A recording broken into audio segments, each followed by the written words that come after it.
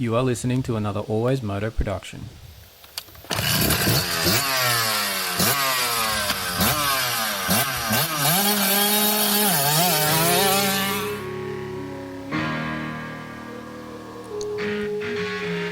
The AlwaysMoto podcast with your host, David Hogan. We talk moto events from around the world. All the injuries, all the training ins and outs, the bikes, parts and gear inspections. The results, we interview your favourite riders. It's the AlwaysMoto podcast. We occasionally have some coarse language and the odd stuff up along the way. If you don't like it or you don't agree with us, turn it off right now. I'd like to remind you that he is not a doctor.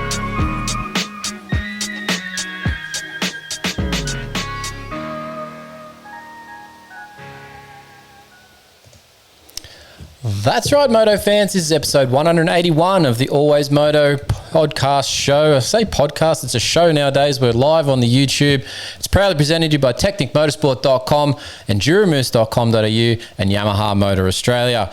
I'm your host, David Hogan, the Australian physiotherapist who knows the injuries and fitness needs of our sport of motocross and supercross. And we go through everything and anything moto here because the show's always about anything moto.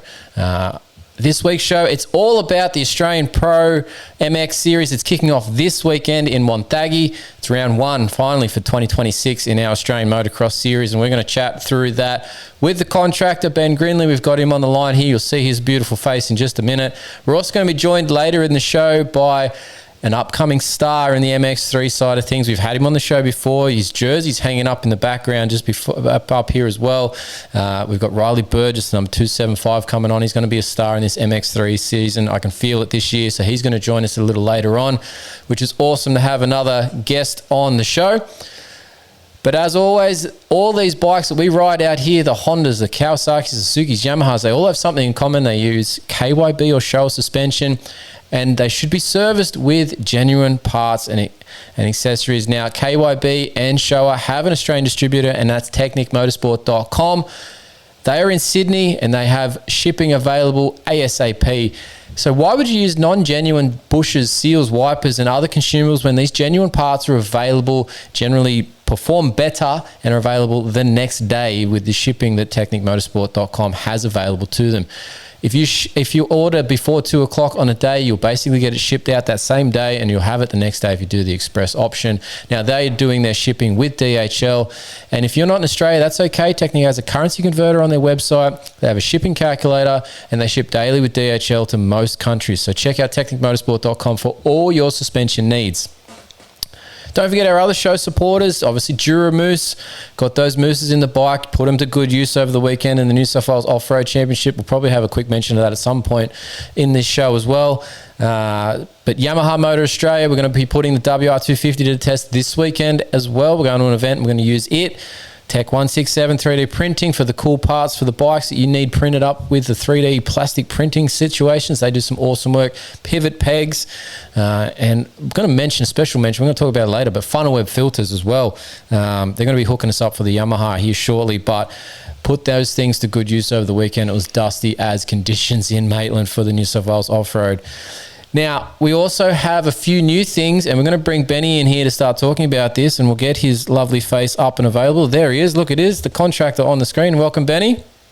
Jeez, it's been generous and it's beautiful. Oh, look, you know, I'm in one of those modes where I'm just rolling with whatever comes out, and yes, look, it is a good smile when we get one. So, but I was bringing you in because we've got some exciting news to develop here on the podcast, or at least announce here on the podcast. Last week we had our first bit that we were able to get some donations in via the chat, and we got one, and we did the whole talk about that comment, and we ran through it all, which was really cool. Benny, you were part of that. We're chatting with, I can't remember the actual screen name, but one of the guys in the chat room, which was cool, wasn't it? Yeah, no, it was good to see some comments, and it sort of one comment led to, I think there was about 10 or 15 comments in there and a few different people getting involved. So that's, we love to see that. Yeah, obviously getting the fan involvement. So that's one part now. You can actually donate and get that comment noticed. And then obviously if you ask a question, we'll obviously talk about it live in the show. So if you're a part of the chat, be aware of that and jump in and send us a message. But following on from that, our monetization here on the YouTube channel has gone a step further again. We now have actually the ability to join as a member of AlwaysMoto, and there's 3 tiers that I've set up for that. There's obviously, these are done like any other subscription service that you would do to like a Spotify or any other sort of, if you're on OnlyFans or some crap, if you got one of those accounts that you like to follow, you're going to bring that up. I was looking at Logan Carnow earlier today, so it's fresh into mine, okay? Yeah, that's true. There was a post from Logan about his back and his neck and the neck braces and stuff. So I was I'm triggered by that a little bit today. So that was fresh. But if you have one of those subscription type things that you are a member of and you pay a monthly fee, it's sort of going to be a similar thing. There's going to be I think it's a $2 fee, and don't quote me on these. You can see it when you hit the join button on our page when you go to the YouTube AlwaysMoto page. It's like $2. You're able to then change your avatar. You're able to highlight comments, be a little bit more involved with the channel, but support it with that small donation each month. There's another step up, which I think is about $5 or $6. It's going to give you some early access to some videos that we're going to set up across the year. We're going to do at least one a month that we'll do as early access. Some of those might even be when we get to the Australian Supercross rounds later in the year, where we might do a special one-off video from the pits between Ben and myself, if we're both there at the same time in the pits, and do that as members only. So that's going to be a cool little sequence there as well that you can get for that $6 a month donation. And then we're going to go up to our bigger one, which I think is 10 or 11 if I'm remembering correctly. I did this last week and I can't remember my numbers. I should have written that down better, Benny, but anyway. But if you do that one for 3 consecutive months, you're going to get a merch pack. You're going to get a beanie. You're going to get a T-shirt. So once we see that one's through there, you're going to get that on top of all the other parts as well. So that's a little bit bigger step up there. But if you want to be a part of it, get one of these T-shirts. You can do it to support the show via doing it for a couple of months subscription, or you can just buy it straight out at $25 and we'll get it sent to your door. So look, it's a part of it, but it's a nice little add-in, Benny, that you can get involved with the show now. Yeah, it is. And, I like seeing behind the scenes, stuff like that. And there's a lot of people that don't do that. Sometimes there's different sports you can't see that. And for us, to be on the ground at Supercross and be able to see behind the scenes and stuff like that, but then be able to take a video and bring our followers, the group chat, anyone that, is interested or subscribing, they get to see that as well before, obviously, we talk about it, a few days later, or could be a week later if we happen to miss the podcast. So for them, it's good access. And if, I know there's a lot of people like me that love, anything that's behind the scenes. Yeah, and look, obviously there's the videos that we do when we're at these events that are our pre-race interviews and our post-race interviews, and we might have some on-track shorts edited up that we put out there. That's obviously general consumer-based stuff. You're going to get that across multiple media outlets, or if you're sitting in the stands, you're going to be able to put something like a video of the on-track action together, right? What I'm talking about when we're going to do these ones for the members only is us in the pits walking around and showing some of the stuff that we're going to go into, maybe into a truck, we're going to go behind and talk to somebody under the tent that you might not see otherwise. So it's not going to be a massive long production. It's probably going to be quite a raw live video done, but it's going to be a little interesting as well. Now, you mentioned too, Benny, the group chat. I actually put that in as one of the features that we're going to have in that top level tier as well. So we're going to just make that so when you join those high levels, they're going to then come in and join our group chat as well.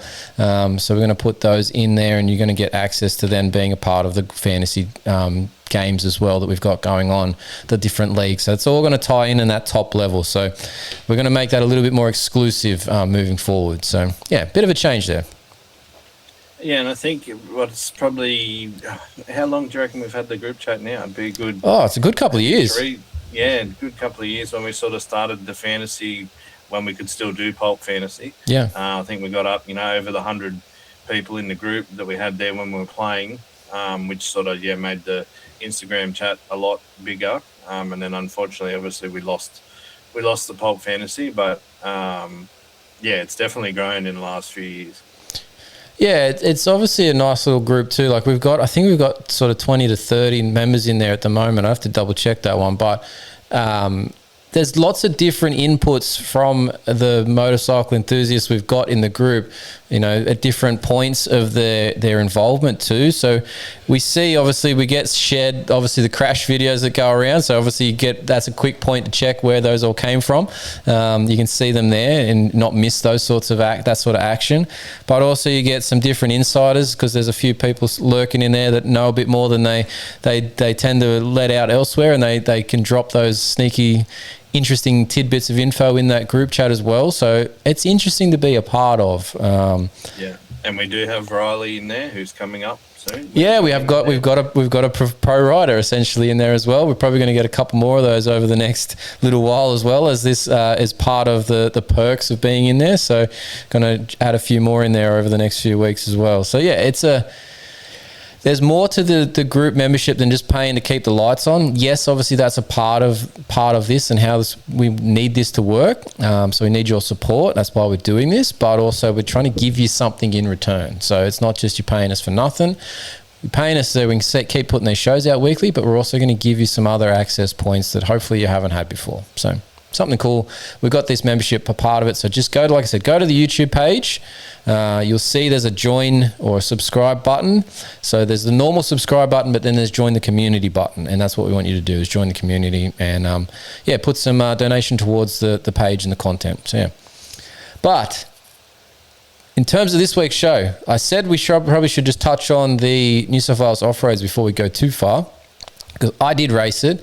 I did poorly. And Benny, I haven't actually filled you in on any of this, but I don't know if you can see my hand, but my hand is destroyed. Cross country is not my format on a Saturday because it wrecks my hand for my Sunday efforts, where I'm much better.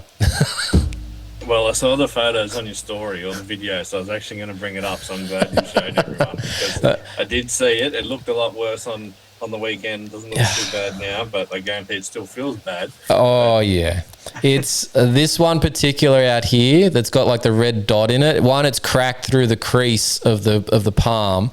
It had a blister either side of it, and then it decided just to join up and become one, and it's cracked through the crease, so it bled in the glove. And I every time I took my glove off on Sunday, I basically had blood dots on my glove because there was a new blister that ripped open each lap.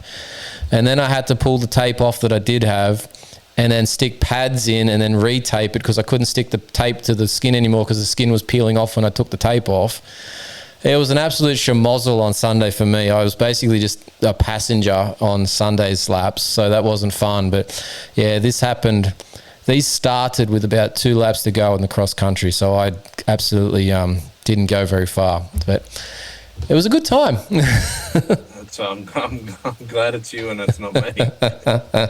Look, it was a good event. I'm going to take my little soapbox and say that cross-country loops should be longer than, they should be a minimum of 20 minutes, but more appropriately, they should be 30-minute loop times, not a 10 to 12-minute loop time as they ended up being on Saturday, because by the time you go around and around and around and around, you destroy a track very quickly. It also gets very dusty very quickly.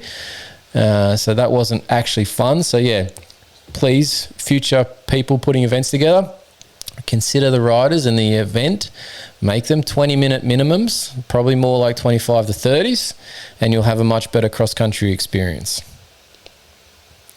Yeah, I can't say I've ever done one, but I would like to do one, I think, one day. Yeah, they're an interesting beast, and everyone has a different approach. I've never done very well at them. Always tend to have these sorts of problems. Oh, we've got someone joining in the background automatically. Look at that. Hold on. How's he got in here? He's disappeared again, but we'll come back in a second. You got the wrong bloke. This is Riley Burgess.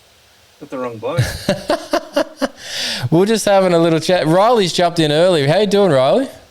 Good, how are you? Not too bad, mate. So we'll give the intro. We're just talking a little bit of New South Wales off-roads because I was there on the weekend destroying a palm, if you haven't seen my story through the week. Yeah, I have actually. Yeah, but right, we'll jump across because we're going to start talking AusProMX for this weekend and round one at Wonthaggi. And obviously Riley Burgess has joined us. He's going to be number 275 in the MX3 class this weekend. Mate, how's the prep looking for this weekend? Are you excited? Because it's about time we got to see you out there. Yeah, I'm actually really keen. Been putting in a lot of work with Briggsy on and off the bike. We have been doing a lot, so I'm keen to see how it plans out. Yeah, nice. Riley, before you get too far, turn your phone on its side if you're on the phone, and it'll just give us a bit better picture and push Benny across to the side. No, it's not going to do it. Why is it not going to do it? We want to go pin for everyone. Is that going to make him better? Nope. We have lost the screen. Benny, what are we doing here, mate? We've got him upside down and sideways and all over the place. Yeah, I'm not sure. Turn it back around, Riley, because it's not working. Hold on, maybe this might be better. There we go. That's better. Now we're in business. I've got you on the better screen. My end, my fault. But yeah, so you've been doing training with Briggsy. I've seen you doing heaps of laps. Obviously, I saw you out at Canberra a couple of weeks ago for the opening motocross title for New South Wales. Things were looking pretty good there on Saturday. Maybe a bit of work to do when you're in the bigger classes on the Sunday, but obviously pushing yourself at that point, man. So how are we feeling? Are we ready? Yeah, I'm feeling pretty good. Obviously, it was good to race some of the boys that I'm going to race at ProMX and just to see where I was at. And I felt like I was in a pretty good position. Obviously, on the second day, a lot bigger boys, a lot older boys. So just good to see where I'm at and just put some laps on the track. Is the those MX2 and MX1 classes that you're up there, you're still running the same bike throughout those, aren't you? So you're just trying to stretch yourself as far as you can? Yes, actually in MX1 I'm running the 350. So. Oh, Benny, Yeah. He's sneaking a few extra CCs without telling me and just, Making you work for it. Well, there's information like these tidbits when you're on the commentary for like 18, what was it I worked out? It was 8.5 and 9 hours or something across the weekend that, these tidbits could have made a bit more interesting for me to talk about. So when are you actually off to Victoria, mate? Are you working most of this week or what's the plans? So I'm actually working tomorrow and then we'll stay down at work. And then Mum will come home from work and Mum will drive the van. We'll leave the truck at work and then we'll just go straight from work. Yeah, right. So you're going to be, in the evening, starting to travel down? Is that the idea? Yeah, we'll drive to Goulburn. We have a farm down there and we'll stay down there for the night. So, yeah, break up the trip a little bit. Yeah, right. So it's going to be a big weekend. I saw the schedule. It's fairly spread out for you too in terms of you're going to do some Saturday sessions as well as Sunday sessions. It's a bit of effort this weekend.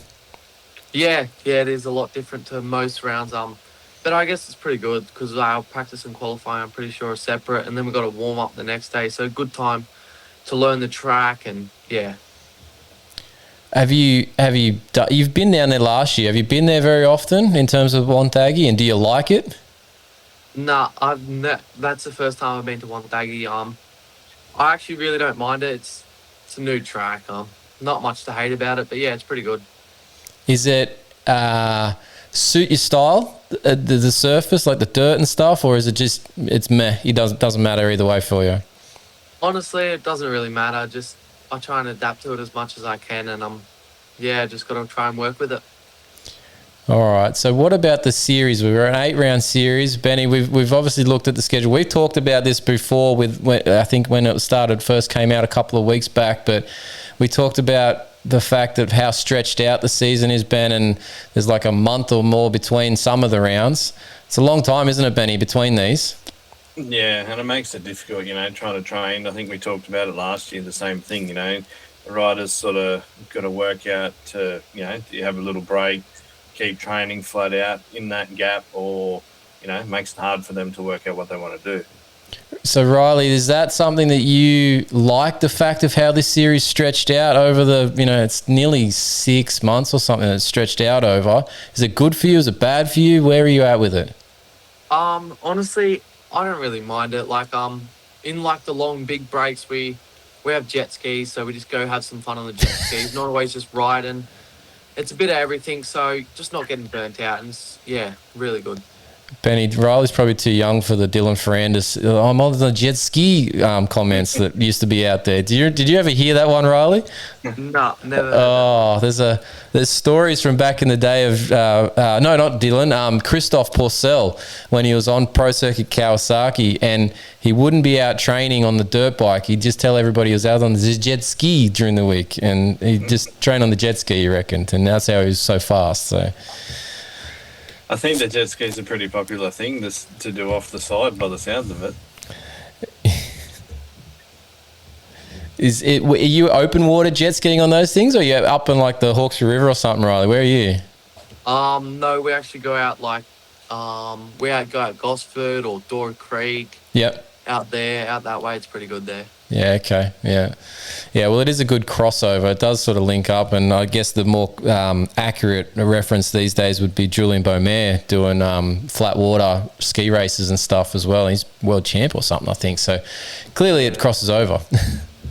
Yeah, he's pretty good on one of them things I've heard. Yeah, definitely. So look, big breaks between. Of the tracks that are on the series, obviously you've raced Canberra a bit because you did it the other weekend, and it's probably one of the closer ones to your local, to being here in New South Wales. Of the rest of the series, we've got Gilman, we've got QMP, we've got Toowoomba, Canberra. Where's our other one? Appin, isn't it, Benny? Yep. Yeah, we got Conondale too. Conondale as well. So of the other tracks other than Wonthaggi, is there one that you particularly look forward to in the series? Honestly, I like them all. Obviously I haven't been to some, but they look pretty good. But my main ones would be Canberra and Appin because they're obviously close. I know them somewhat better than the other tracks, and yeah, just look forward to them more than others. How's the Gilman and that sand skills? Have you got many? There's a grin there, Benny. He's a bit like, I don't know what I should say here. I don't know. Yes and no. It's hard to say. Don't really know until I get onto the track, to be honest. Have you're up the Hunter way. You're not too far from me, but have you found your way out on the Stockton beach at some point?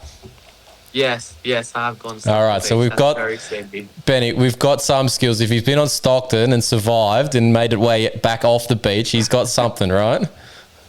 Yeah, well, from what I've heard, it's pretty hectic out there. So it's good that you made it back. Yeah, Stockton is pretty good. Crazy. Yeah, no, but then look, Briggsy's track being a bit softer at times too, where he's out there, it's probably not too dissimilar from a Gilman. It's probably not as deep in some spots, and obviously it gets a bit more ripped up for a national prep out there. But yeah, it'll be somewhat familiar to you, so that's all right. So you got something to work on. Now, you didn't do all of this series last year, did you? Yeah, I did actually. You did? I did all of them, yeah. Yeah, nice. Okay, so coming into this year, do you know, and Benny and I were talking about this today, because obviously we're trying to prepare for the riders list and trying to find who's in what class and stuff, and we were limited because they haven't put all that out yet. It's only Tuesday as we record this, and we're live on the stream here, but those riders lists will come out probably late Wednesday, Thursday. Do you look to see do you know who you're going to be competing against? Do you look back at the results from last year and think, I'm going to get that guy this year? Or, what are you looking at? Are you just worried about yourself? Are you eyeing up the competition? Where are you at?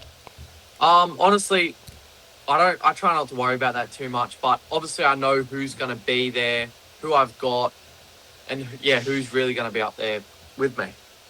So who's some of the names that you think you're going to be challenging with you?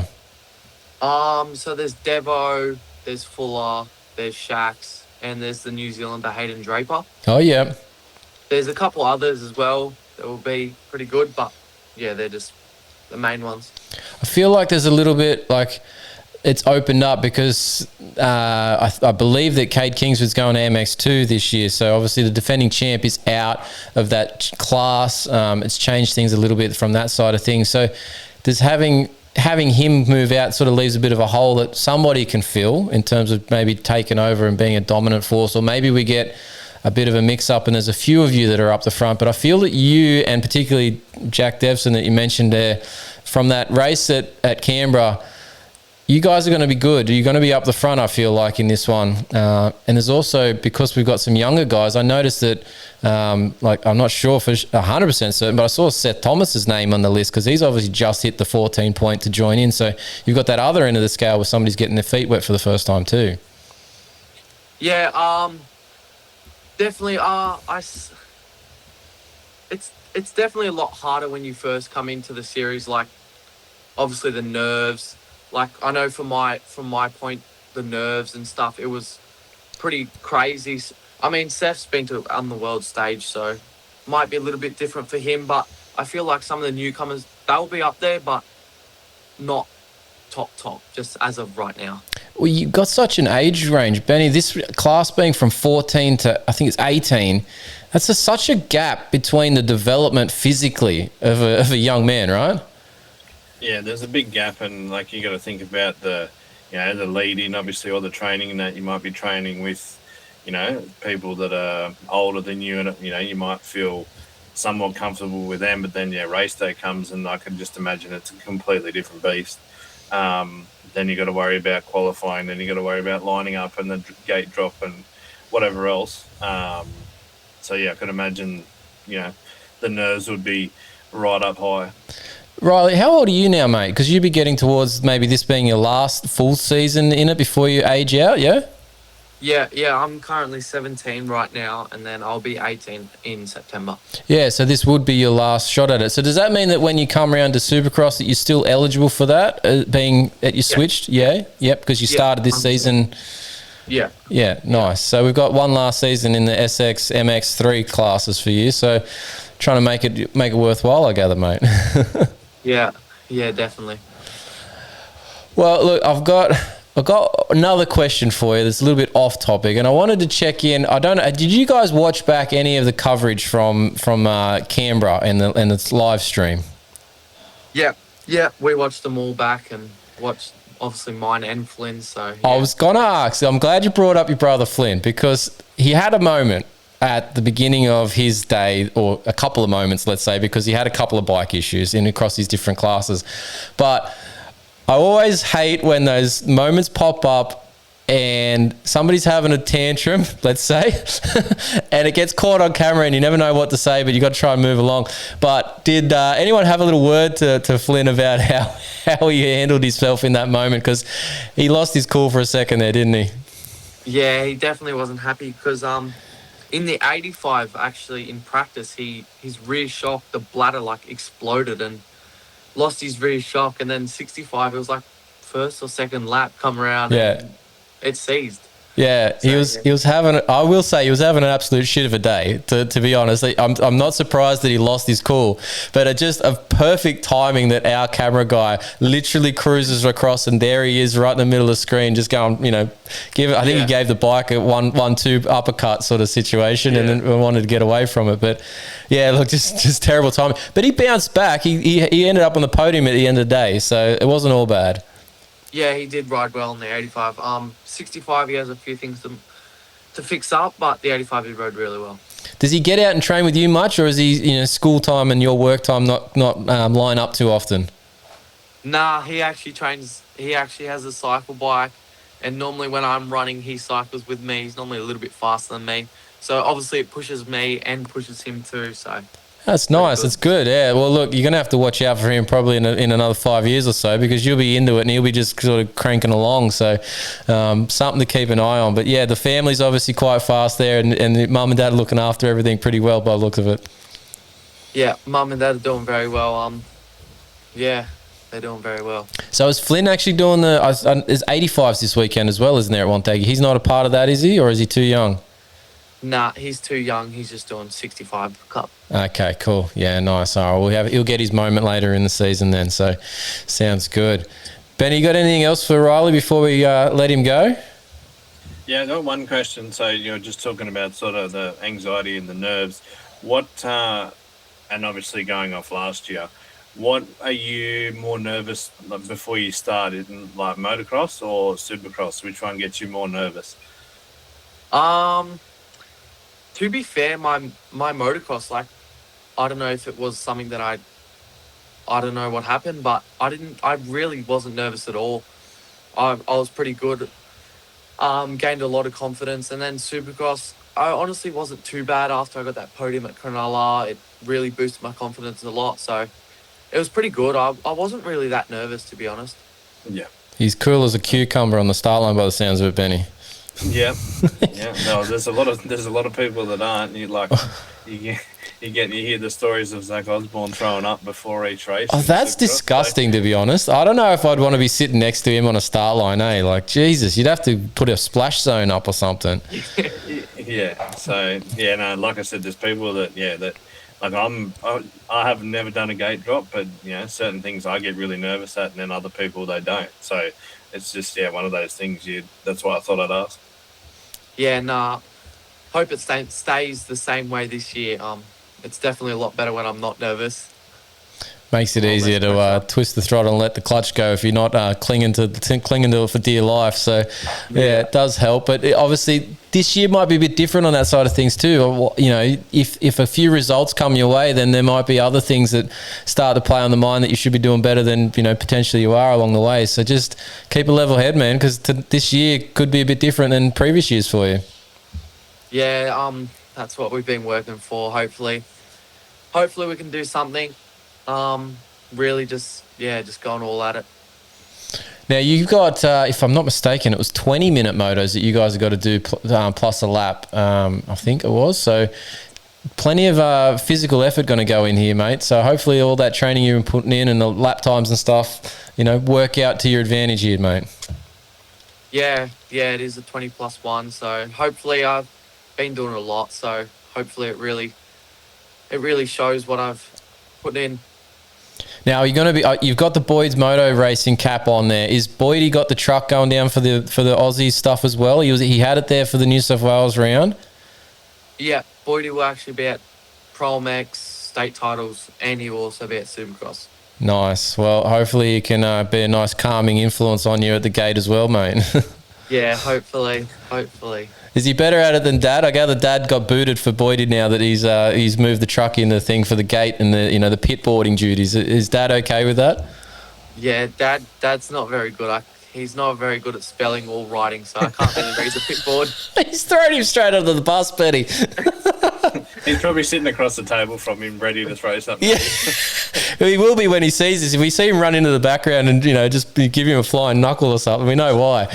But Jesus, you got to be a bit nicer than that. We'll have to give him a spelling test next time I see him. Oh, look.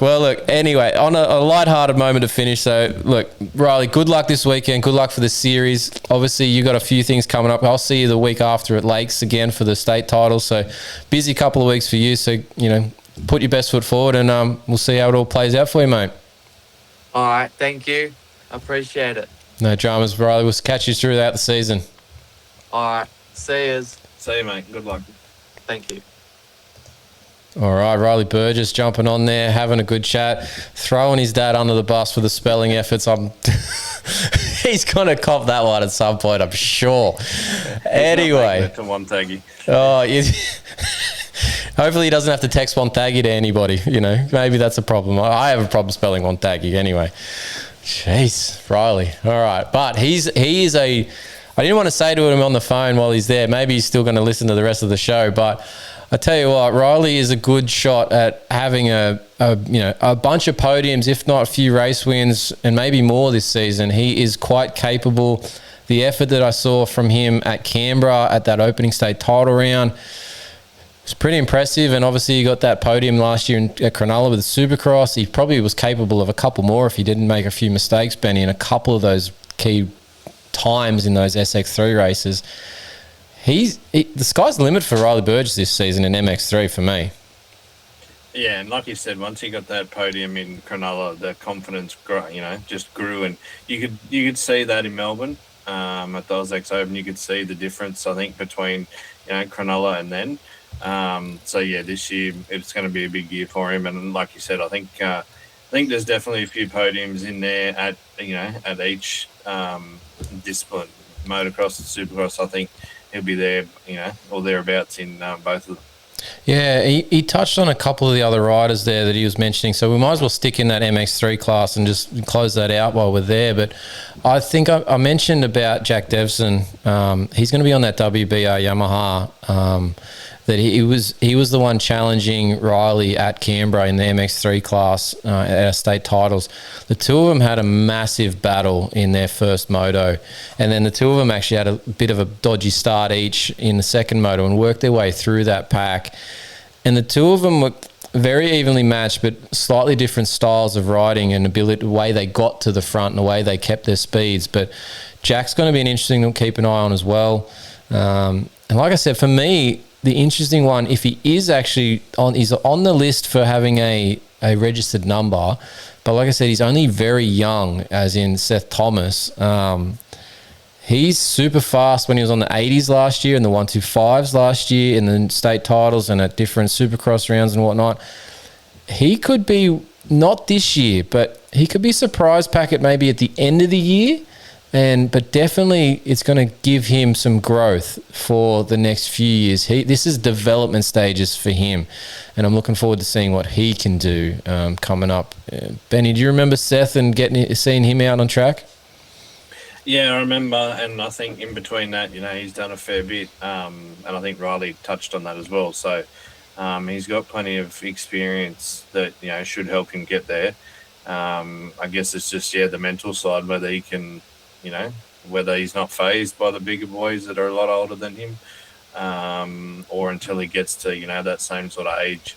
But it'll be interesting to see how he goes. I'm curious on the physical side of things. I sort of got to there and didn't finish the point when we're talking with Riley, but like the physical attributes of a 14-year-old versus an 18-year-old, very different. Like the muscle build that you get in those, 15, 16, 17 years at point really kicks on, and like obviously all the hormones kick in and just pure size. Like sometimes a little bit of weight on the body helps the bike settle as it's going through bumps, and it doesn't sort of bounce the rider around, whereas the weight can hold the bike down and get better drive. So that sort of stuff can really change a lot in those teen years. So for someone like Seth, who I believe is only going to be just into that 14, maybe he's nearly 15, but I'd have to check his birth certificate. But he's going to be a lot different than, say, like Riley being at the upper end of that age limit, physically, stature-wise, and he's now out working and whatnot. So much different than a kid maybe who's homeschooled or going to high school and stuff and coming out riding on the weekends.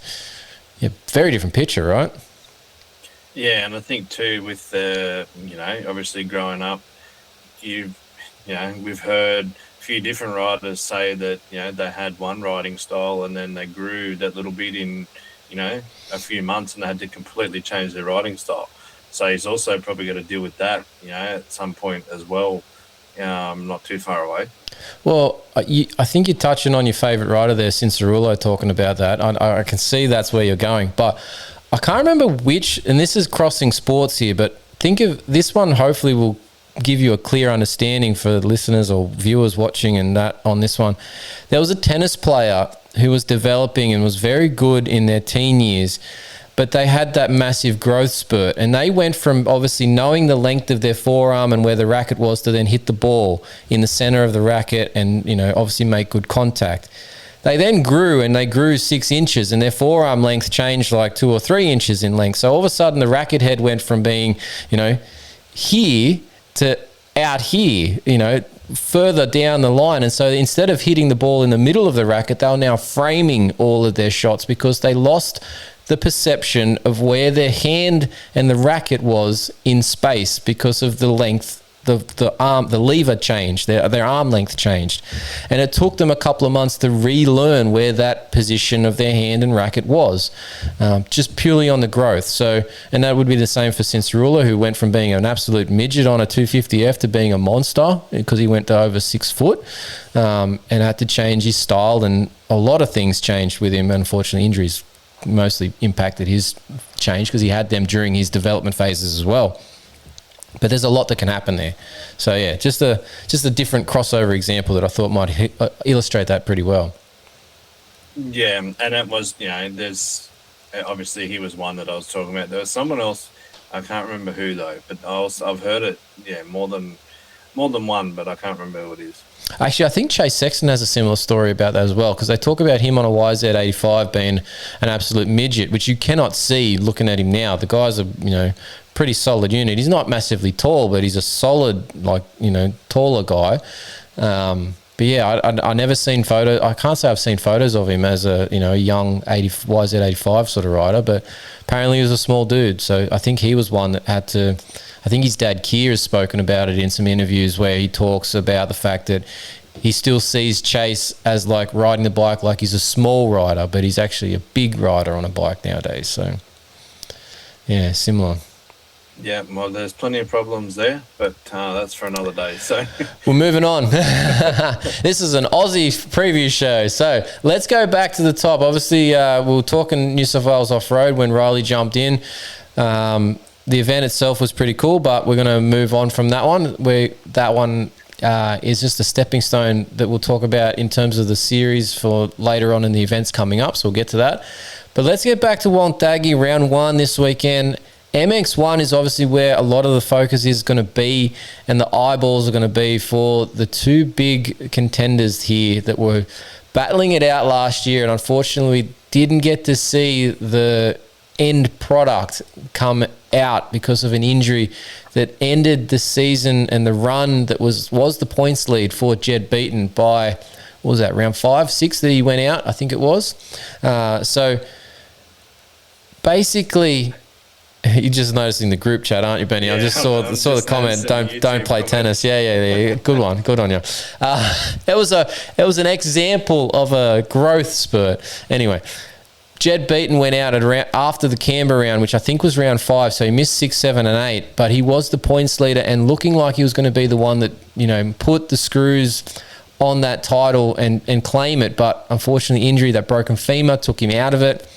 We had a chat with him when we had that YZ450 intro end of last year, and you can go back in our archives and check that out. We chat with Jed Beaton when he was sitting there and talking about his injury. But he's been back on the bike for a little while now. He was at the Canberra round of New South Wales state titles. He won the MX1 class there convincingly. So things are looking good for Jed Beaton. But the current champ and defending two-time champ now, Kyle Webster on that Honda, the two of them are going to be the battle rage, I believe. Benny, do you see this any other way? No, I think they're the two that you're looking at. Like you touched on, Beaton last year before he broke the femur was just on fire. Especially the Canberra round. Obviously, that was my first round that I'd ever been to, and just seeing him ride that track, just unbelievable. And then we've seen the races that Webster and Beaton, how they are at Wonthaggi. So it's I think whoever doesn't make a mistake and whoever gets the whole shot or gets in front is going to be whoever ends up winning the moto. Yeah, there's two parts to this. Like, I think those two guys go at it hammer and tongs. I'm hoping we see a bit better Webster this year than last. Like, obviously, I think there was something a little bit, he was coming in underdone, and then he had that crash at the opening round in Moto 2 where he absolutely destroyed himself, not himself but the bike. Like, he obliterated the bike and him for a second there. I thought it was all over, but he managed to get up and be okay, but that put him in a points deficit. But yeah, I'm hoping there's a bit of a battle. But in terms of the championship and who I would pick, I think I'm picking Beaton after just the look of him at Canberra a couple of weeks ago. It wasn't overly aggressive. It wasn't, out of control. It was meticulous. It was like he's got a purpose and like he's owed something for this year. So I feel like Webster's got his hands full to hold on for a third title if he's going to, unless, again, injury strikes somebody in this field unexpectedly. I feel like Beaton, I feel like he's owed one, right? Yeah, I think he's got a score to settle, and he, all going well, he wins last year and takes it number one away. So, we know anything can happen. Injuries happen all the time, but I don't think there was any stopping him last year apart from him stopping himself. Yeah, no, I'm 100% with you. I'm actually going to really look into the future, like crystal ball stuff right now, but if he has a solid motocross season, if you remember back, not last Supercross, but the Supercross before, when he actually did that first full season, he was a sneaky surprise packet in that Supercross season in, what was that, 24? If he has a solid motocross season, gets the title, he's on for CDR with Yamaha, like with Supercross for 2026, there is a chance that he is our number one Australian Supercross rider and potentially the first Australian Supercross champ in quite some time if the season continues to play out, because I feel like he had some skills that nobody realised he had in Supercross, but he's got to get step one of motocross. So like I said, I'm looking a bit far in advance, but this could be a career year for Jed Beaton.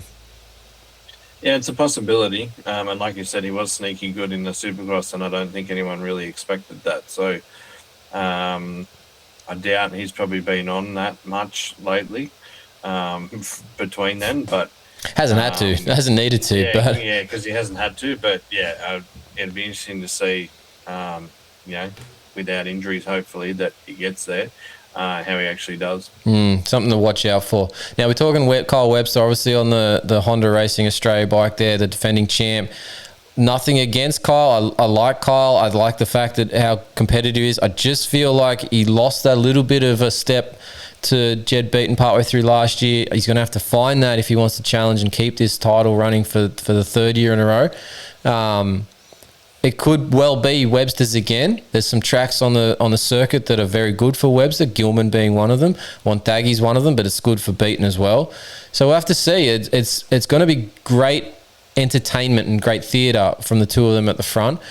Now, if we step back to, I believe those two are 1A and 1B, right, Benny? But then if we step back to our level 2 or number 2 guys that I think are going to be just behind them, we're talking Tanti, we're talking Crawford, we're talking Ferris on the back out of retirement for the 15th time of retirement. I don't know what it is now. I've lost count, Benny. It happened so many times. He can't really be pissed about that one, that joke, but he's done it himself, right? He's 3-4 times he's come out of retirement. Anyway, so those few guys. And then I'm not sure, again, we don't have a full list here, but I believe Wilson Todd's going to be MX1, but I don't know, after he rode SX2 last year, whether he's going to drop back for the whole season on the 250 or just the Supercross side of things, because it felt like when we interviewed him, I think that was in Marvel, Benny, he was just sort of focused on a SX2 Supercross title. So, yeah, if he's in the MX1, he's in that other group there as well. So, Crawford, Todd, Ferris, Tanti. Does any of them stand out to you more than another? Well, I think judging from his Instagram, he's 250. You think? But, yeah. Okay. But, again, like you said, we don't have a list, but, yeah. I'm not really sure what to think with Crawford. There hasn't really been much there. He's been injured a lot. And, they're definitely your, 3 to 10 guys, but in which order, who knows? I'm thinking Tanti's going to be better than he's led on so far. If you saw the Sunny State results on the weekend, Tanti was up there. He beat out Ferris in the overall. So I think Tanti's going to be better than he has been for a little while. Obviously, he missed most of last year's motocross series with that neck injury right before the season started. Poor timing on that one, unfortunately, as injuries mostly are. So I'm looking for Tanti to be good, maybe even battling into that top 1 and 2 guys at times. Crawford was up there as well last year. Just like you said, he's been maybe quiet in terms of writing videos and stuff coming into this one. So maybe he's just been in that, what do you call it? He's been the closet trainer, just hiding behind closed doors doing his work, which would be maybe that he's going to come out and drop a bomb on people this weekend. Who knows? Maybe I shouldn't say that given the context of the what's going on in the world. Bad choice. Bad choice of words. But yeah, maybe Crawford does something impressive, like that number 3 KTM was pretty solid last year in the outdoors. Unfortunately missed Supercross with injury, so hopefully he's over all those sorts of things. And then the Dean Ferris thing. He was second overall in Sunny State up in Warwick on the weekend, but I have question marks next to Dean Ferris. He's older. He's got a lot of injuries. When he's had some of these injuries, he's just left and retired. But then he's come back. But he's on another bike this time. Like in the past, he's always been with the solid results have always been with the Yamahas. He's now with the Empire Kawasaki, and that's nothing against Empire Kawasaki, but it's just a different brand that he hasn't been with for a long period or had success with before. So that's just a question mark. And I just don't know. Yeah, I think I'm with you, and I think he is always better on his own deals instead of team. The his Yamaha team he sort of had everything done. He was really good, and then the CDR deal didn't go well, and now we're back on another team. So yeah, I'm not really sure how it goes. It's amazing how those sort of I can pick my own suspension guy and I can pick my own handlebar bend. I'm not stuck to a team brand or whatever. Can make a big difference for a guy, particularly an older guy where they may be set and stubborn, set in their ways and stubborn about things. So yeah, I'm with. That's what I mean. I'm just not sure what if he's getting those choices like he wants with Empire. Hopefully he is. Maybe that's why he's there. But yeah, I'd be curious to see where the results land for him in the first 2 to 3 rounds, because if they're not where he thinks, like they were that last season for him with CDR, maybe he just switches it off. I don't know. Maybe he calls retirement numbers 5, 6, whatever it is. Yeah, and I wonder too if the Empire team just switching to a 450 only team, whether that makes a difference in, how they run and how things are, what gear they're running, all that sort of stuff. I wonder if that actually changes anything.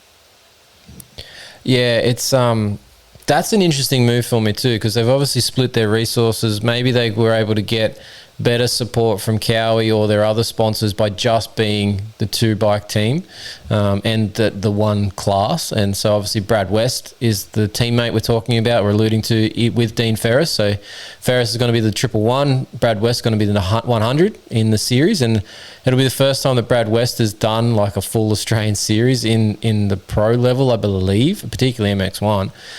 He's always moonlighted at different races in the States with different teams, and even over there not doing full series at times because he didn't have the support or the team rides that were doing those sorts of things. So, but he has had some interesting results. Like he was running top 10 at Parla at the season opener in 24, I think it was. And then like he's run reasonably well. I saw him at Washougal running reasonably well last year, when he was there out of the blue. So he's capable of running some speed.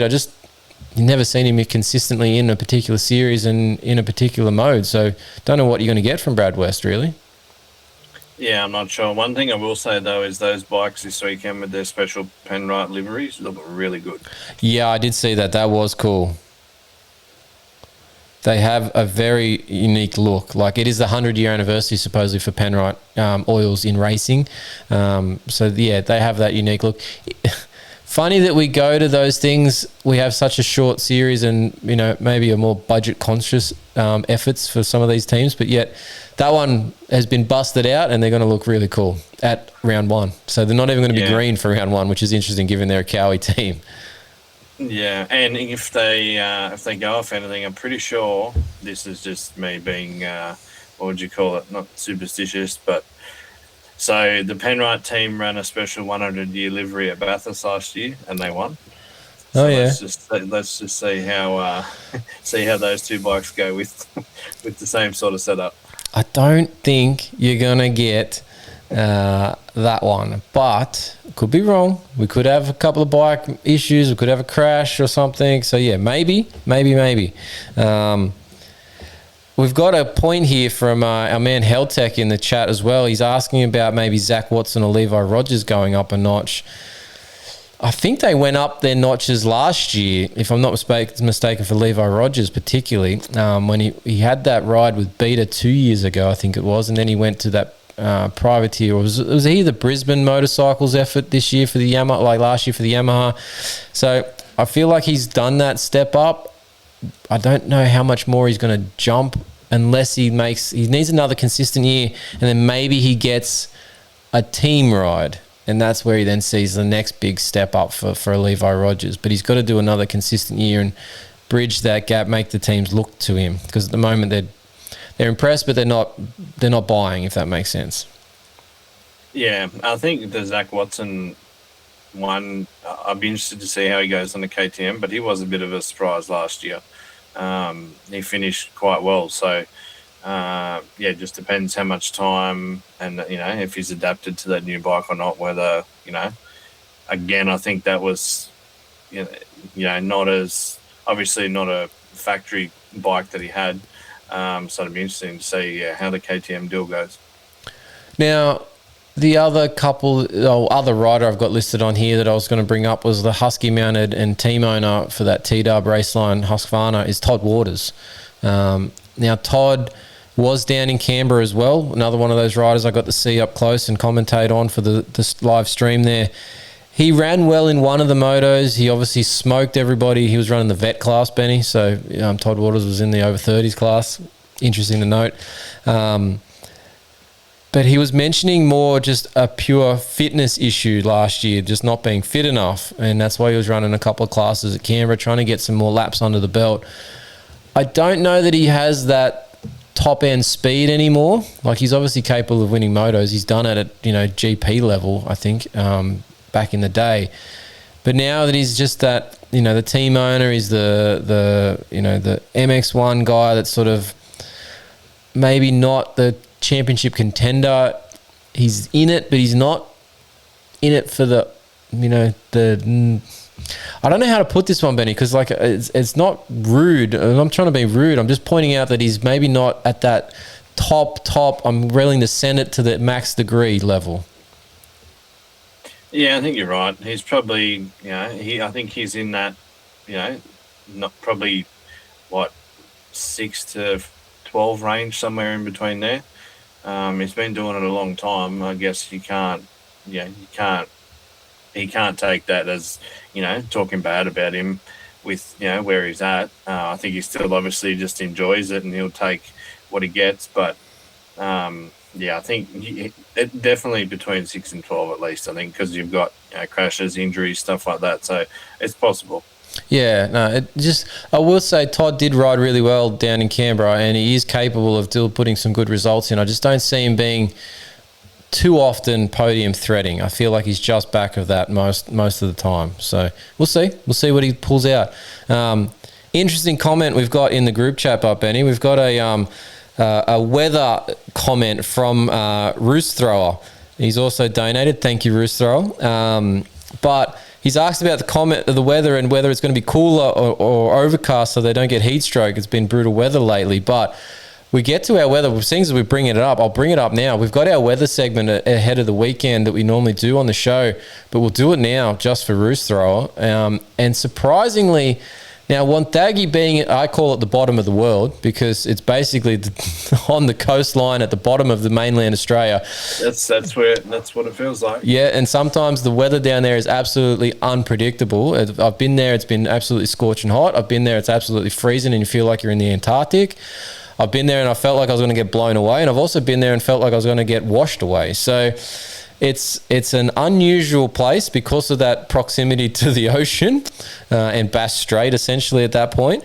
But surprisingly, this weekend, at least when I looked today, the weather is going to be partly cloudy on Sunday and 14 to 21 degrees and only 11 kilometre-hour winds. So I don't think Wonthaggi gets any more temperate and good weather than what I've just read out to you guys. So it's probably going to be almost perfect conditions riding wise in terms of the temperature for the riders not to get heat stroke, to feel like they can still feel their fingers when they get to the line for the first moto or first session on track, and not windy to the fact that they're going to have to worry about, cross jumping or blowing off the track when they hit a tabletop or whatever. So could be really good. In terms of the weather in the area, like rain in the area, I don't know how they've had, if the soil's going to be nice and moist and loamy. Like, it can be a bit hit and miss down there from the track prep and dust aspect.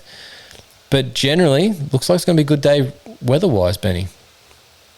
Yeah, and you can see that, that track on the TV. The last few years, it's either been an absolute mess or it's been not too bad. I've never been down there, but if it's anything like Phillip Island and you get so many seasons in one day, then you also, even if you do read the weather, just prepare for that too. Well, I did write in my notes that basically the place can get really, really weird. It can get cloudy really quick. It can get overcast really quick. So pack for all conditions was my advice when I was writing this little thing together. So yeah, it could be an interesting one down there in Wagtagi. How far is the track from the actual town? So I've been to the town centre. How far is the track from there itself? I don't think it's that far. I can't remember it exactly. I don't think it's very far. I want to say like 15 minutes tops, but I could be very wrong there. It's not that far. But if you look at the video too that they put out on AusProMX's site, socials today, it actually did include like Bass Strait Council, I think it's called, is the council that's co-promoting. It also includes Phillip Island, so it's all in that sort of range. So yeah, it's not that far apart between all that area there. So, but it is just the bottom of the world. Yeah, that's what I feel like. And I can only imagine, like Riley and you obviously live further than what I am, but for me, it's it feels like it takes forever to get down there. Let alone some of the riders that are, can only fly so far and then still have to travel. Well, I think it's still about an hour and a half drive from an airport, maybe 2, depending on traffic and time of landing. I do know, like, I haven't done it since I've moved to the Newcastle area, but I do know when I was in the Sydney area and we went down for a few events, it just felt like you drove to Melbourne not too bad. It's that sort of 6-7 hours, whatever it was, from Sydney area. But then it was that last bit because you had to go to the bottom and turn and go out to the side to go out towards Phillip Island. And that part would kill you. It just felt like that part took forever. Like you got to Melbourne, you're like, sweet, we're almost there. And then that almost there thought's like, holy smoke, we're nowhere near it. And it just kept going. So, yeah, it's quite a long drive. Did you ever go the coast way? Oh, it's worse. That's like 13 hours or something. Yeah, I think I did Stratford to Wollongong, and that was a drive. So, yeah, that was a drive and a half. Well, I'll be driving to Eden, I think it is. Bega for a state title round later this year. So that's going to be a long-ass drive for me. So anyway, all right, so we're off the weather side of things now. Then you have to drive to Hillston. That's about just as long. Yeah, scrap that. All right, so MX1, I think it's going to be beaten. Agreed? Yep. All right, MX2. Now, this one's going to be interesting. The defending champ, the 2-time defending champ, Brodie Conley, is in the States. He is not competing for Honda in Australia this season for motocross. We'll worry about the Supercross, and if he's back for that, I believe he might pop back up in the Supercross series, but we'll confirm that down the track, right? So this leaves a big hole in the series. Now, not too big of a hole because the man who got second last year, Ryder Kingsford, is in this championship and probably looking to be the man to take the crown. But he has changed teams. And when I saw him, and I keep bringing it up, but I saw some of these guys in Canberra, I wasn't super impressed by his switch so far. Now, obviously, he's had a bunch of riding time since then. I saw they had a bit of a ride day at Goulburn, I think it was, shortly after the Canberra round, and then they've had another test day somewhere else. So they've obviously been building, and that maybe was just they were there out of vans too, like Ryder and Cade Kingsford were there in Canberra out of their own vans, so no real support. So maybe they just didn't have the full, the Honda truck and works and all that sort of bells and whistles. But I wasn't super impressed just yet. Maybe that comes in future rounds, but he should be the favourite, says the guy unconfidently. Benny? Technically, he should be, yes. Yeah, you agree? Like, he should be the favourite, right? Yep. Yeah, he should be the favourite, but there's a lot of there's a lot of settings and a lot of different riders that have been on that track for Honda. I'm sure that he's probably taken bits and pieces and had lots of information thrown at him. But yeah, whether they can get him comfortable or not, who knows? Yeah, it wasn't so much. I don't know if it was a comfort thing, but like he led the opening moto for probably, I want to say like 90% of the opening moto, and then got run down in the last couple of laps. And I just sort of was curious. I was like, a guy of his level and the results that he got last year, just wouldn't have thought that would happen. But maybe he was just like, I'm just going to conserve at this point. I don't need to do anything. I've got myself comfortable on this track. Maybe that's all it was. I just felt that maybe in years gone past, somebody in that position would have just stamped it, and been like, haha, catch me if you can. This is what you're going to get all season long.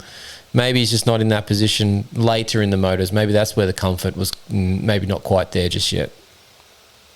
Yeah, it's a possibility. But yeah, he was definitely the, if not, not always second, but definitely the top two last year. So I think, he's got every right to be the guy that should win. Now, next on that list was the man who got third in the series, and he's also made a team change this year, and that's Noel Ferguson. He's going to be with the Monster Energy Yamaha Yamalube team, and he's going to be partnered up with a Japanese import. And Benny, you can say this one because I'm not going near it. You did a much better job than me in pre-show. Oh, I haven't heard it, but I just read it as Soya Nakahima. Soya Nakahima. So you did it in better than I did it better. I've just heard it now a couple of times. But Noel Ferguson is going to be good. There's been some videos of him. He's been quietly working in the background. He didn't have a great year last year with his KTM ride. He was much better the year before when he was on the Honda. But even in just me saying all that, the fact that he was on a Honda, a KTM, and now a Yamaha makes me a little bit nervous for what we're just talking about with being comfortable and settings. Yeah, he didn't really get much on. There wasn't really much time on the Honda. I think he got injured and he didn't really have much time on that. And then the KTM, I think he came out and ran, I think, second for a lot of that first moto at Wonthaggi last year and then crashed towards the end. Or top three at least. But yeah, definitely be interesting to see how it goes. There's definitely some question marks there because there hasn't been a great deal of racing for him, in the last few years between both series. So yeah, I'm keen to see how he goes. I have a feeling he's enjoying his time on that Yamaha so far, but whether that converts to results, we'll have to see. Obviously this weekend and the following weekend, the second race of this series is going to be Canberra, so we'll have to see how that all plays down.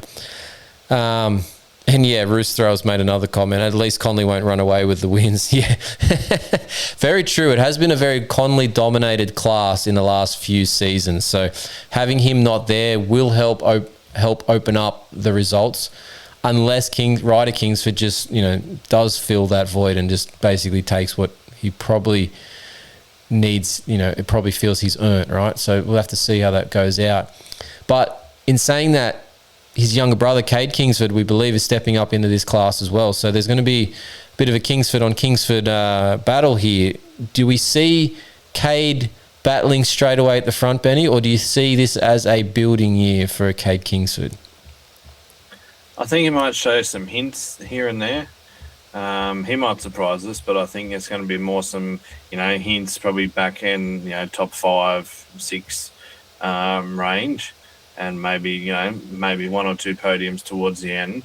But I think, there's a lot of good guys in front of him that'll push him back down a little bit. Yeah, I think he's the kind of guy that I feel like if he got a good start at round 1, Moto 1, it might just switch everything on. But if he doesn't, you'll see probably, like you just said, probably like that 5th-ish position, 3 to 5. And then build into this season once he gets an understanding of the class and just the it's not much longer motos, but it's a couple of minutes longer on the motos and all those sorts of bits. So yeah, maybe there's a bit more extra, different package that he's given from a bike point of view too, now that he's gone from MX3 to MX2. So yeah, just a bit different there. We'll keep an eye on Cade Kingsford, but I feel like he'll be in the mix. Sticking with the Honda, Tiger Wood is down as entered. Now Tiger Wood went out partway through the Supercross series after some pretty impressive showings in the first 2 weekends, I think it was, and then he went out with an ACL. And he's only young, and he's bounced back. I feel like there's something that Tiger Wood maybe will surprise everybody with. Do you feel the same, Benny? Because I feel there's something that's just going to pop up from him this year. He definitely surprised me in Supercross. So it wouldn't surprise me, if he does well, but just depends how that depends on how the ACL is. But it's not that long of how long's it been? What was it after Cronulla? Yeah, so what was that? That was November, wasn't it? So what are we? November, December, January, February, March. He's somewhere 4.5, 5 months into that recovery. So he is on a quicker end of it. Like, obviously, we're talking an athlete, we're talking a young guy. We aren't talking quite the 3 months or whatever. It was less than that Jet did last Supercross season to get back for the outdoors. It's not quite the RJ Hampshire of 10 weeks from a couple of years earlier. But it's on the quicker end for an Australian, with our medical scene and not being that top level professional with unlimited resources. So it's still quick. Yeah. Yeah, no, it'd be interesting. Hopefully he can do well, and hopefully it doesn't get re-aggravated or something happens to it again from coming back just a little bit early. Yeah, we'll see. But I just feel like there's a couple of sneaky good results for Tiger Wood this year, maybe even more. So we'll keep an eye on that. The interesting one for me, and again, bringing it up, he was at Canberra. He was there. He was learning the tracks. He obviously hasn't been in the Australian series for a very long time. The KTM mounted Dylan Walsh. He's going to be in the 250 class. He was looking spicy in Canberra, getting a couple of seconds and thirds there. He got outdone for the overall by Reece Budd. But Dylan obviously not being familiar with any of these circuits, getting more familiar with the KTM 250, the Australian team, and settings for Australian conditions. He was in a pretty good place already. His international, experience could help him out a lot here once he gets past round 1 and 2. He might start building into this championship quite nicely. Yeah, he could be, that top 5. It's just the learning of the tracks, you see people struggle when they sort of haven't been to the tracks and whatnot. Come Canberra round, he could be really good because he only raced it not too long ago. But it'll just depend how he adapts to that, the 250, but also adapts to the tracks. Yeah, he's got to learn a lot this season, right? And maybe this is the year that, he's made a move to come back to the Australian series for a longer period of time. I believe he's got a couple of year deal with KTM Australia. So this year might be that year that he just learns everything out and you see him explode in 2027. Maybe he does get, an odd good one here or there because the things just click, but a consistent overall season might be difficult for him given he doesn't know any of these tracks and, has no idea of settings for this team and this bike and stuff, and those are the things he's going to get familiar with, right? Yeah, that's right. All right, next on our list, I'm going to bring up a guy that I feel like could be a lot better in the outdoors. He's usually good in Supercross. Sticking with the team that he did Supercross last year with, and that's Reed Taylor. He's going to be on the Husky, again, that Raceline T-Dub team. Again, he was in Canberra. Again, looking pretty good. Not quite the pace of the Kingsfords. He did have a crash in one of the motos that put him back. But he was up in that pointy end of those. There was sort of 5-6 guys there in Canberra that were really top level, and he was one of them. So I feel like Reed's got some efforts here to put forward. He's obviously been overseas with doing some things with Club MX, so he's got some experience there and some training with those guys that will help hold him together. But yeah, I wonder what Reed Taylor's got in store for 2026. Yeah, I think he's sort of got some scores to settle too. He hasn't had the best of luck. The Supercross season got that wrist injury, which wasn't round his one. fault. Yeah. Yeah, which wasn't really his fault. So obviously coming back from that, but he needs just a consistent season. I think I wouldn't, if there's a podium or one of the top places there, then okay, push a little bit. But I think he just needs to have just a nice consistent season and actually, stay on the bike for a decent amount of time. Yeah, no, I'm with you. He needs, like I was saying about with Beaton earlier, if he can get through this motocross season, there's a supercross season that could be spectacular for him if he can get all the way through. But that is the trick in our sport, right? Like the injury factor is huge. All right, I've got two other things now. We're going to go the new team, JPM Kawasaki. There's a bunch of riders there that are, joining that team. One for the women's side of things, a couple for the MX2 side of things. Obviously, this is going to become the Kawasaki MX2 team now that Empire Kawasaki is only doing the MX1. But the rider that they signed that I'm most interested in to keep an eye on is Jace Cosford. He's coming off a few years now with Yamaha, some inconsistent results. He was great at some times, he was poor at other times. Potentially, none of his faults. He got caught up in some accidents at times. But I wonder how he's going to adapt because it's been a long time on Yamaha, going to the Cowie. The new team, is it got enough resources to, build a solid program for year one?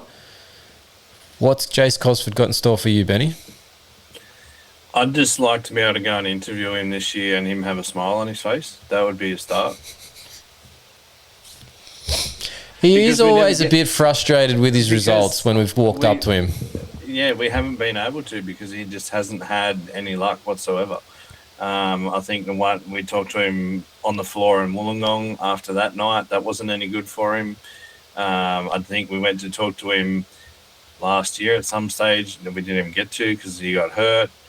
Just hasn't been ideal. So I guess the same as Reed Taylor, he needs to just have a nice, consistent season and try and get through and then get to that Supercross season, learn the bike, learn the team, and just see how it goes. But hopefully there's some, decent results and, he comes out better.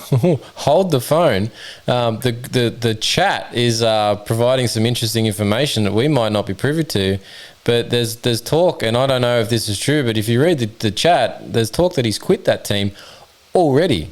That would be a turn up. So if that's not a great sign, if that is in fact true, which obviously we have no confirmation of this and we don't control the group chat here, but that's news to me at this point. So I might have to do a bit of digging after the show on that one to see if that's legit or not. But that would not be a great way to start your season, Benny. No, I wouldn't think so.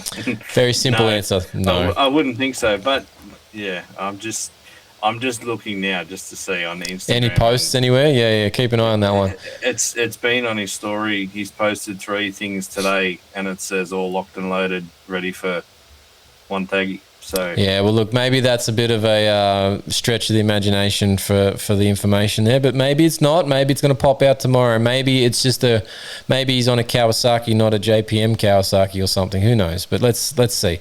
Let's not speculate too hard. The group chat might have thrown us in a spin here. That's possible, but that's what the group chat. That's what it's for. That's what these chat options here on the show are for. So get involved, people. It's worth being in here.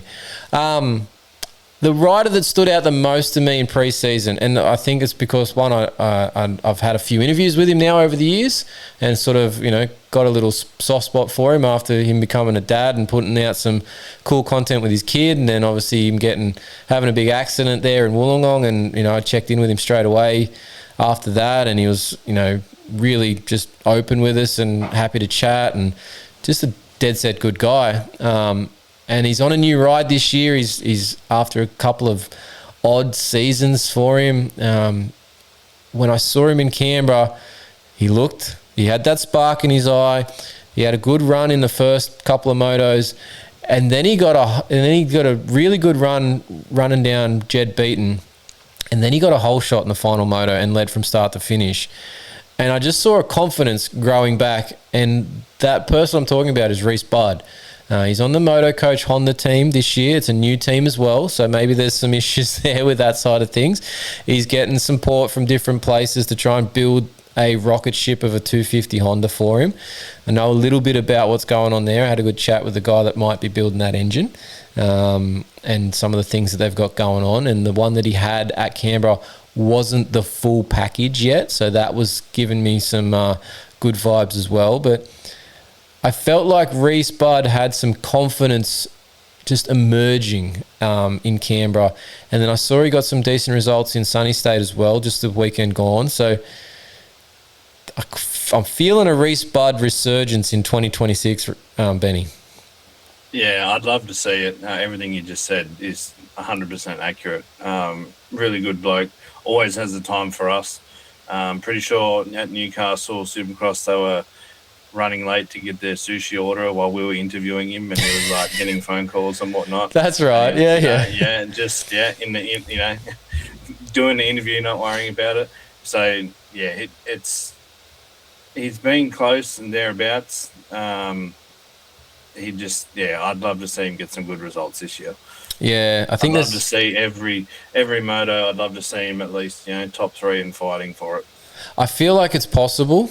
It's just there's always a question in that 250 class about any of these bikes. Just unfortunately, they're all worked off their whats to get to that point of performance, and you just hope that obviously new team and new everything, that everything just holds together, and it can go the way it should for Reece Budd finally, because he's had a couple of rough goes, and even just as dumb as like that one when he finally got a ride back. He had a couple of races missed last season. He got a ride back with Empire for a couple of outdoors and then into the Supercross.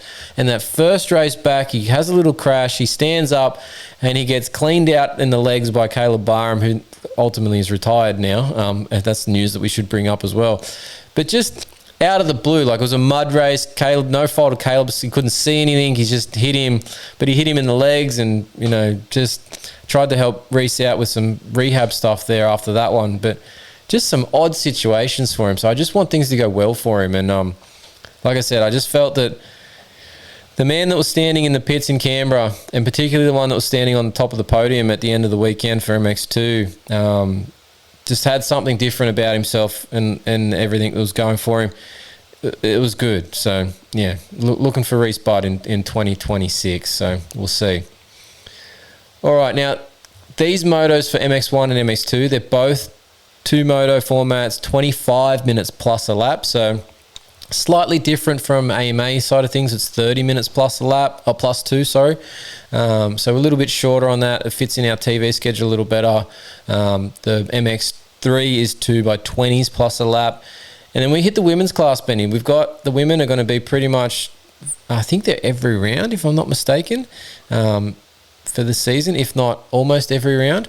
And we've actually got some import riders, some big name coming down for it. And they've just landed this week, I believe. But they're 2 by 15 minutes motos. But they're also doing their Oceania Cup this weekend at Wonthaggi. So they've got a few other imports. They've got a few different national teams coming out to be a part of this Oceania Championship. But if we're talking the Aussie national title, we've got Charlie Cannon on the Honda. We've got Lachlan Turner, or Lala, coming out from the States on the Yamaha. We've got Courtney Duncan, and the other name I'm going to throw in here is Taylor Thompson. She's the KTM mounted. She got 3rd in the series last year. She is very good. She's a New South Wales girl, always competing with the guys. She got 2nd or 3rd overall in the MX2 Pro A-grade class last year at the state titles against all the guys. So, that was pretty impressive. So there's some interesting female riders in 2026. This championship could be spicy. Like Charlie and Lala, there's some speed there. Yeah, I think it's going to be another one of those who, Charlie knows the tracks. Lala's got to learn them. But with, all those 4 in there, that makes for, and obviously there's a few more, makes for a good series. And it's, it's not just all about the boys. You actually get the women in there as well. Yeah, and look, with the classes that they're running at all of these races, so obviously MX1, MX2, MX3, we've got women's, we've got 85s. At some rounds, we've got vets. At some rounds, we've got 65s. This program is massive. There's not massive amounts of time on track. I think I looked at some of these like warm-up sessions, and they're like 6 minutes for a warm-up session. So like that's probably like one cruise out lap on the yellows, and then maybe 2 or 3 laps at most. So it's a short warm-up session. So the series and the schedule is packed for the weekend. Like it's a full 2-day format that we've got going on for this series. So it's going to be interesting to see how it all plays out. But yeah, I'm actually, I can't say I've really said this before, other than when my wife was in these races. Like my wife's done these, Jen, she's done these national events for the women's class many years ago, not at the level of, chasing the wins or anything, but she was a part of it in the top 20 there. And so I was obviously watching it then, but we're talking like, Catherine Prum and who was the other girl, the Victorian girl at the time, I can't think of her name now. But there was those girls were there competing, and they weren't even a part of those or on those same rounds at times. They were in their own series at times and poorly observed. Now this is going to be on the stream. We've got an international coming out, from America. This could be the best time of the women's series ever. Yeah, I'd say there'd be a lot more eyes on it with Lala in it, and it being, then now obviously people from America know Charlie now. So I think it's going to make a big difference. Well, and keep in mind, Charlie and Lala are both doing double duty. They're doing the Aussie series and they're doing the American series. So quite the effort coming for both of them in terms of like air miles. So hopefully they're racking up the Qantas frequent flyer miles for the two of them, because they'll be getting a few back and forth this year, I'd think. So, but yeah, awesome. The series is going to be huge, right? Yeah, it is. I think it's good. It's definitely grown from what it was. We never used to have the live stream, or if we did, it wasn't a great deal. And that's, on Facebook now, that's a big thing. And then obviously having the deal on SBS, or I think is it Stan Sport? I think it's on as well. Well, you're hitting into it. Let's jump onto that TV coverage, because you're right. From 9:30 on Sunday morning, it's in their schedule. It goes to a live stream. Now I believe that's going to be their Facebook via the AusProMX page. I don't know if it's YouTubed. There's no links that are available for this just yet. We haven't found anything. There's nothing scheduled that I could see when I checked earlier today. So keep an eye out on that. But yes, SBS on demand. If you download the app, create an account, it's all free. It's already scheduled. You'll see it in there for 1 p.m. Australian Eastern Daylight Savings Time on Sunday. Coverage will start. It's going to go straight into Moto 1 of the MX1 class. You'll see second motos for MX2 and 3. And you'll get second moto for MX1. I think you're going to get a highlights of the women's, but the women's will be in that live stream on the social pages earlier in the day. So, and you'll see those MX1s and warm-ups and all sorts of stuff as well. So coverage aspect is going to be massive. They've got a lot of TV time coming ahead. Yeah, I'm just looking here now. Stan Sport as well. Yeah, nice. Yeah. So it'll be on there as well. So there's what's that? There's going to be 3 options to watch it: SBS, Stan, or via the stream on the social pages, because I believe that will still go through that as well for the whole thing. Obviously, they'll do the early parts only on the stream in the morning on the socials. But yeah, it's going to be massive. And yeah, actually, I noticed this as well. Roost Thrower in the chat, he's going off tonight. It was on the YouTube via Motorsports TV. That was last season and the season before. I don't know if they're going to have it or not. I haven't seen any announcements on that. And again, I checked their lives for scheduled upcoming shows. There's nothing there yet. So whether maybe they put that onto the YouTube after the event as a playback option, I don't know. But at this stage, Motorsport TV isn't one of the ones that I'm aware of that they're covering it via. But SBS On Demand, I've watched it on there plenty of times last season back the next day or a couple of days later, it's really easy to watch it from there. Yeah, well, it's on the SBS channel, like just on TV. Yeah. Or it's on or on the app. So, just having, just being able to watch it live or go back and watch it is, it's a good thing for everyone. And free. Like SBS is free. So yeah, it's great. It's fantastic. So anyway, all right. So that's how you're going to watch it. We've got the weather. I think in terms of is there any other comments on the Aussie series for you, Benny, as we look ahead? Obviously, it's 8 rounds. Like we said with Riley when he was on, we're going to Wonthaggi, Canberra, Gilman, Appen, Conondale, QMP. There's nothing too crazy in terms of and Toowoomba. There's nothing too crazy of locations. They're all previously used. Does anything else stand out for you for the season ahead? No, I think the only thing I could really say is I think I saw Penrite did an extension for the naming right sponsors. There's a few sponsors. Which that's also good for the series as well. But other than that, I can't. I think we've covered everything. Yeah, look, I think in terms of the sponsors, I saw that Shingleback Rax is back for the track previews. Kawasaki is back for MX1 naming rights. I think Honda was back for, was it MX2 or MX3? There's a couple of all the other ones that were basically the last year's sponsors are pretty much all back. So from that side of things, sport looks healthy. So yeah, can't really complain at this point. The things looking good. It's just going to kick off this weekend in Wonthaggi in Victoria. So looking forward to it.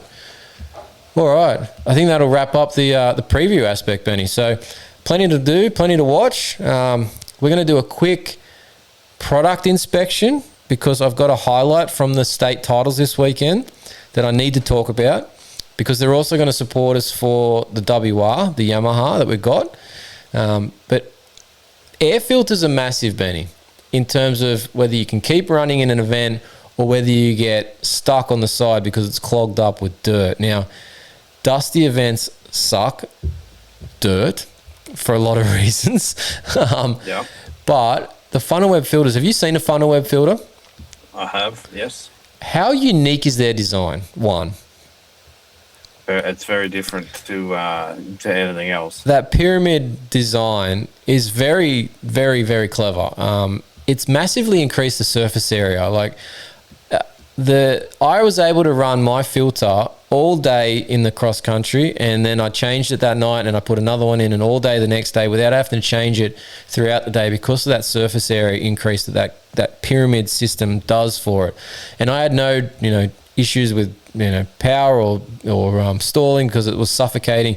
Bike run clean all weekend, which was awesome. But plenty of other bikes that I'm sure didn't have funnel webs and just had the stock setups were struggling to start and like idle at times when they're waiting for their go on the Sunday for the sprint.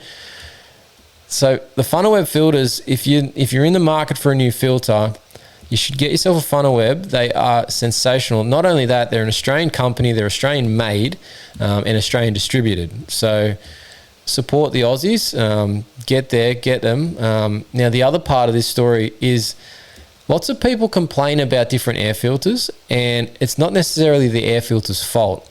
It's your prep. Good prep goes a long way. So basically, don't be a dum-dum.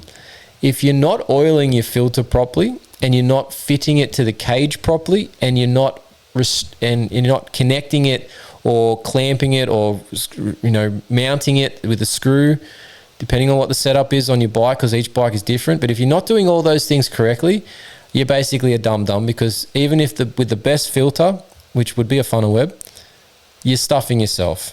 So good results come from good maintenance, come from good products, and good products are funnel web, and good maintenance is oiling it correctly, and that will return a good result, unless you have a hand that looks like such and such.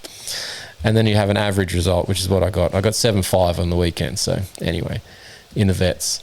But yeah, funnel web filters, they're legendary. You need to get yourself some. I'm going to have some. I'll have some photos of some fresh ones going into a WR ahead of this weekend's race that I'm going to. I'm doing an event that I'm not going to tell you what it is, but it's an 8-hour, because I'm not supporting another company here.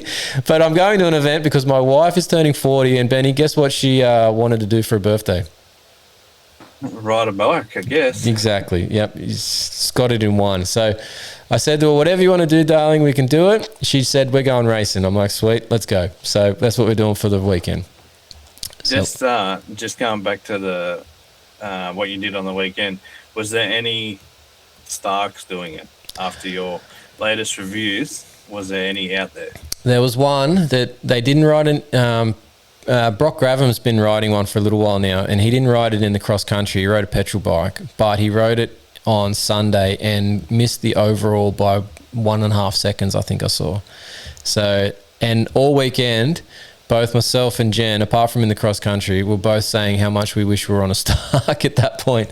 But maybe that'll change to the Yamaha, because I have had a couple little rides on it so far and ahead of this weekend coming, and it's actually sneaky good too. So, yeah, look, bikes need some setup and some tweaking, but once you get them right, you can really enjoy them. But the Stark was super good straight from the box, and the Yamaha's been pretty good as well. So, looking forward to that as well. So, yes, but there were Starks out there, and there was a lot of Stark talk with some people asking me questions about them on the start line while we're waiting. So that was good to see as well. I got a few watchers, listeners asking questions on the weekend, which was cool. So that was good to see. Yeah.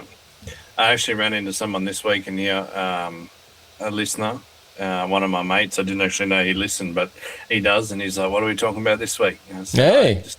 You have to wait and see. So we didn't do one last week, but this week. So shout out to Josh, because he might be out in the tractor listening to this. But yeah, he was, didn't know he was a listener, but he is. So well, Josh, Benny wouldn't know what we're going to talk about until I finally put my thoughts down on paper, which is usually some point between lunchtime Tuesday and the show on Tuesday night. So, you know, Benny's got thoughts. I've just got to plan it out, right? And I'm usually the slow poke getting that sorted out. So anyway, bit of a back behind the curtain there. Everybody's getting an insight of how slack I am at times.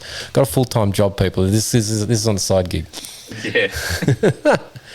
All right. I think, Benny, upcoming events. I was going to say we're almost done, but upcoming events. We've obviously got AusProMX this weekend at Wonthaggi, round 1. But also this weekend, the AMA Supercross is back after a weekend off. It's round 10 in Birmingham. So that's cool. MXGP, after their opening round last weekend in Argentina, they got round 2 in Spain. It's Almonte is the track. So that's this weekend as well. That'll be Sunday. New South Wales state titles. We mentioned it a couple times already, but its next round is the following weekend, March 28-29 at Lake Macquarie. I'll be there commentating again with my partner Russell Hicks from Power Sports Central. The Australian Enduro Championship round 3 and 4 will be at Dungog in... So we've got Easter coming up. There's nothing on Easter weekend that I'm aware of, but the following weekend is when that Australian Enduro Championship is back in action at April at Dungog, 11 and 12. Queensland State Titles round 2 at Rockhampton are on that same weekend, April 11 and 12. That same weekend, the Vic State Titles kick off in Ballarat. That same weekend is Hard Enduro Championship at Kosciuszko Killer. So that April 11 and 12, there's an event somewhere you can get to it, because that's 3 big ones that I've just mentioned, 4 big ones I've just mentioned. So plenty of action there. We're back in the full swing of race season, Benny. It's good to see. Yeah, no, it is, and it's good to have so many events across, all of Australia. For people to do. Lots of them with TV coverage now too, like our state titles. I saw Sunny State had a bit of a live stream going as well, I think. So that's cool. Obviously, Supercross to watch, MXGP to watch, AusPro to watch. We've got plenty of motocross and enduro off-road action on live and on watch on demand sort of setup. So yeah, it's a cool time to be alive and be a sport fan, right? Yeah, and I think we took me a long time to get it, but I think it's Starlink has made everything so much more accessible now. We're both running off Starlink here. I think that's made a hell of a difference to what people can actually do now. Well, I do know that our live coverage for the state titles is also powered by Starlink predominantly. We do have, and I have it here too, based on their feedback that I got from the guys at Skywalker Studio to make the streams better. Was one, you have your Starlink as your primary driver, but you have to have a cellular backup. So we do that as well. But yes, the Starlink has made a lot of this stuff possible because you can go in the middle of nowhere now, throw out the satellite, and we can stream the event. So there's no limitations. It's great. Yeah, no, it's made life a lot better.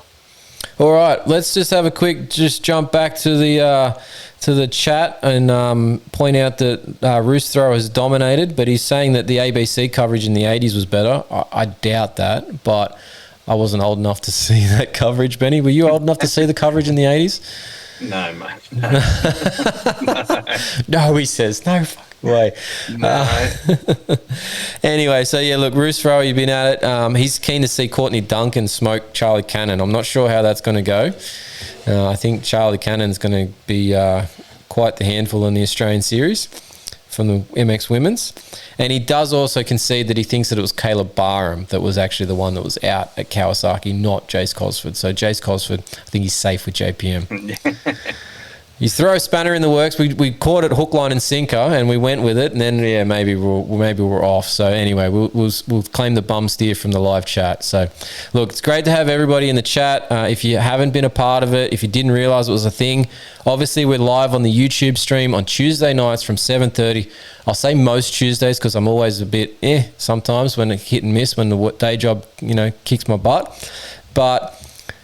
We're live there Tuesdays at 7:30. If you're available, jump on the YouTube, watch it live, be a part of the chat.